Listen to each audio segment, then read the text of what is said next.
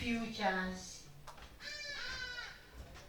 Kenya Inclusive Education Pedagogies Program. That's the name of that program. Teacher Futures.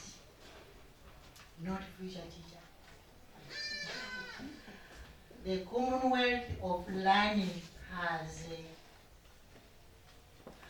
honored us, and we are privileged today, talking of this week, to have experts to take us through this stage, critical stage, which the Commonwealth call versioning of resources. Version, to produce another version. In Kenya we say we are reviewing. And here we are also saying we are developing and adapting to version resources and contextualize them for Kenya so that our teachers in the pilot schools would be able to use these resources to successfully implement inclusivity in the classrooms. At the same time, to inaugurate school-based teacher development, lifelong learning for sustainable development for schools and communities around schools. And so we are so excited. We're already saying what we are going through, talking, some of you have been talking already and we're talking here. And so I'd like to give this opportunity to the consultants to introduce themselves and perhaps tell us one word, two or so at this hour of consultants exposition to this closing time of this workshop. Thank you.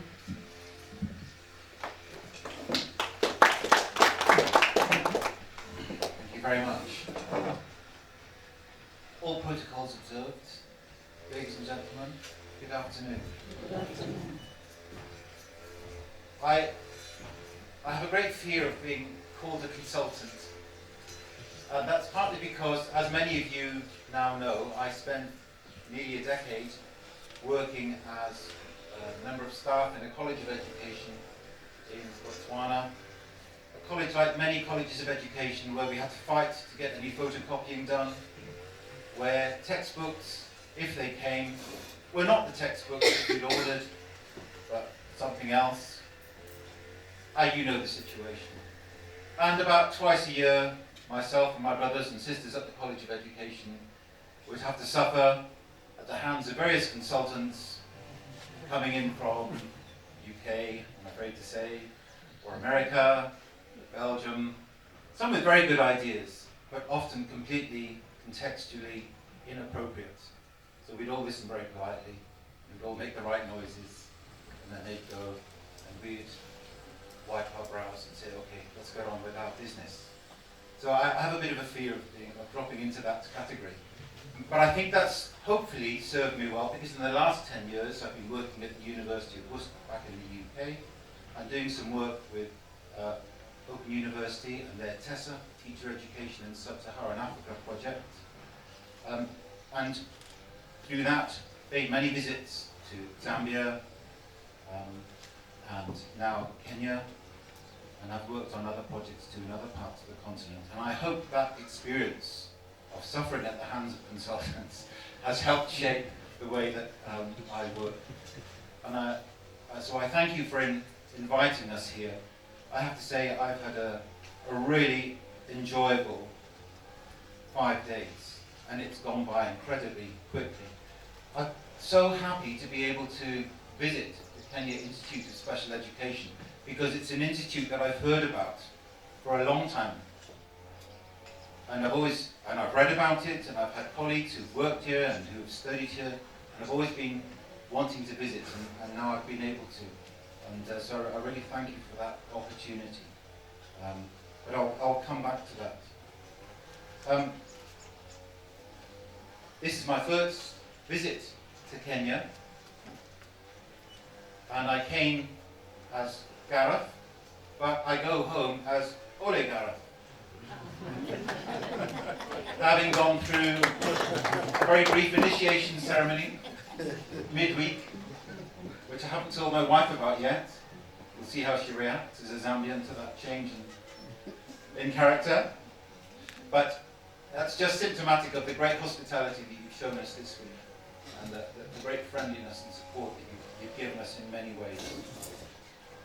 I've really, and I'm saying this genuinely, I've really enjoyed working with you all here, because we have thrown you out some quite tough challenges, and you've responded really well. Sometimes there's been confusion, sometimes caused by us, I have to admit, but what you've done is work through that, you've worked through those difficulties.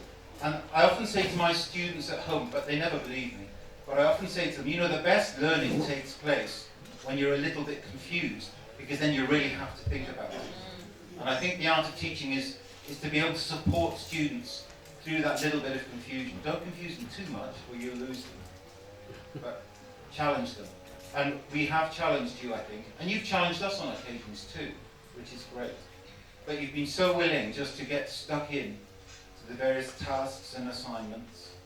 So, Directorate of Special Needs Education, Ministry of Education, and Director of Kenya Institute of Special Education, I think you can be very proud of your staff here and other guests from other directorates, because you've really done you proud and engaged wholeheartedly.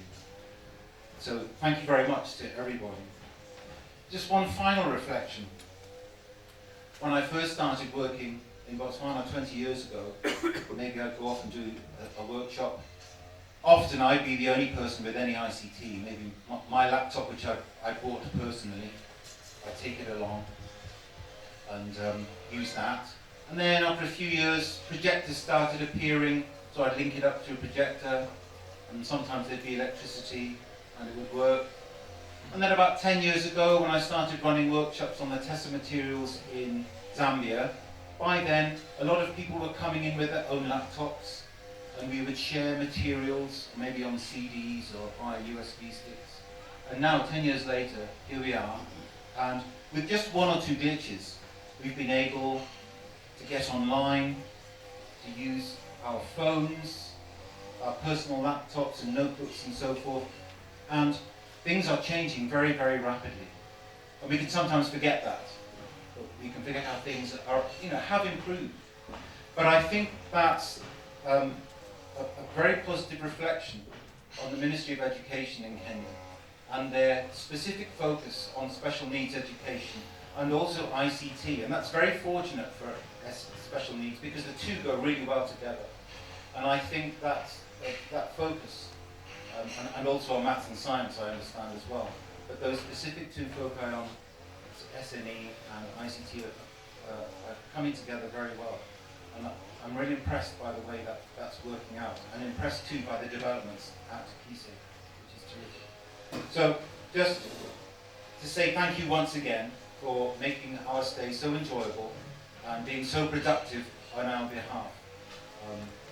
I'd like to think I'll come back sometime to learn more from you. Thank you very much. Asante sana.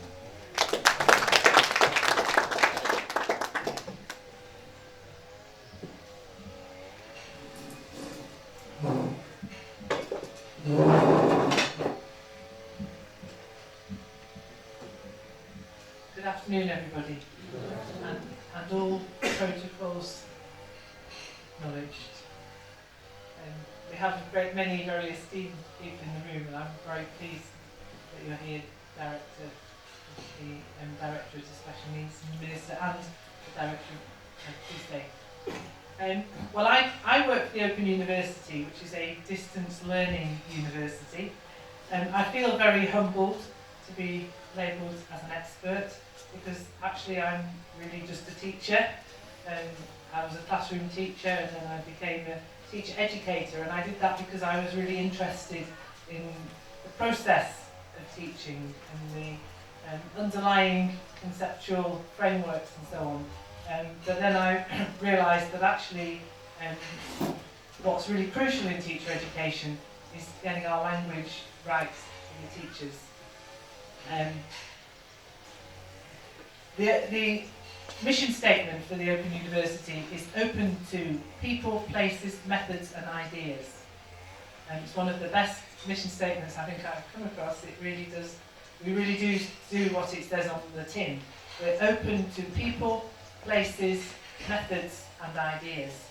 And anybody can come and study at the Open University. There's no entry requirements, although in order to progress, obviously you do need to make progress.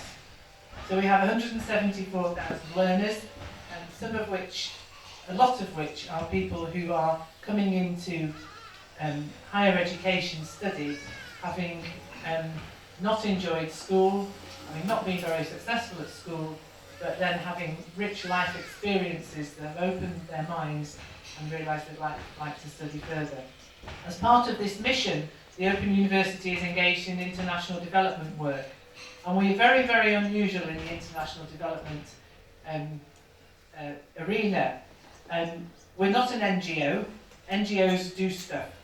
They do a lot of development work. We are a university, but most universities really just focus on research. Very, very important. They want to find out lots of things about what's going on and how it can be proved and so on. And at the Open University we do both, which makes us quite unusual. Our longest running teacher development programme is the TESA programme. I'm currently the academic director. We've just reached the end of £1 million grant, which we've used in order to mediate the TESA OER around Africa. And we also used it in order to try and raise more money, and we raised another £1 million from the Scottish Government in order to develop school-based teacher development in Zambia.